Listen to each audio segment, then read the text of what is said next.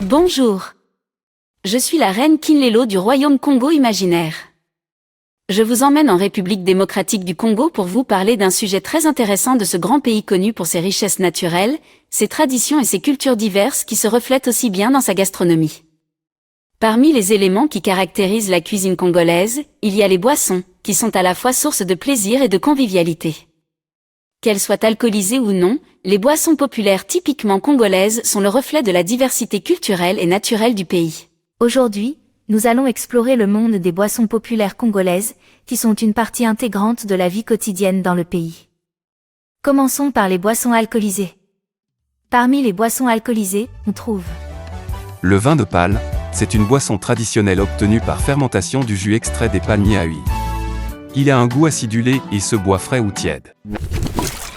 On a le rhum de Kwilu, le premier et l'unique rhum congolais, né en 2010, et fabriqué à partir des cannes à sucre de la plantation du Bas-Congo. Il se consomme en cocktail, ou avec des glaçons, ou ajouté à des fruits, des feuilles ou des épices. Il y a ensuite le lotoko, on peut l'appeler le whisky congolais.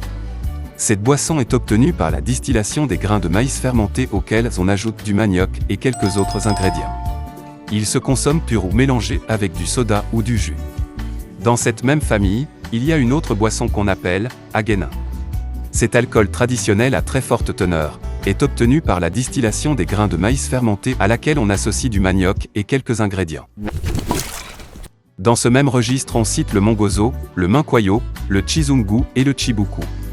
Puis naturellement, nous avons les bières. La bière est sans doute la boisson alcoolisée la plus populaire du Congo. Il existe plusieurs marques locales comme Primus, Skol, Beaufort, Tembo, Castel, Turbo King et bien d'autres, qui se distinguent par leur couleur et leur saveur. La bière est souvent accompagnée de snacks comme les chikwang, pain de manioc, et les grillades, viande grillée, bœuf, porc, chèvre, mouton, poulet et ou poisson. Au pays de Lumumba, il y a aussi les boissons non alcoolisées parmi lesquelles le célèbre jus de gingembre, une boisson rafraîchissante et épicée à base de gingembre frais, de sucre et d'eau.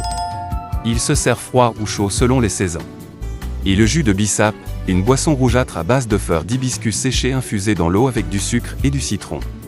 Il a des vertus diurétiques et antioxydantes.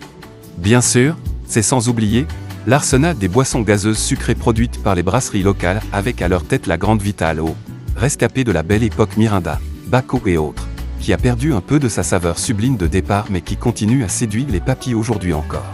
En conclusion, les boissons populaires typiquement congolaises sont donc variées et savoureuses. Elles sont un reflet de la richesse culturelle et culinaire de ce pays. Que vous soyez à la recherche d'une boisson chaude et épicée pour vous réchauffer ou d'une boisson rafraîchissante pour vous rafraîchir, il y a quelque chose pour tout le monde dans la cuisine congolaise. Alors, on porte un toast ?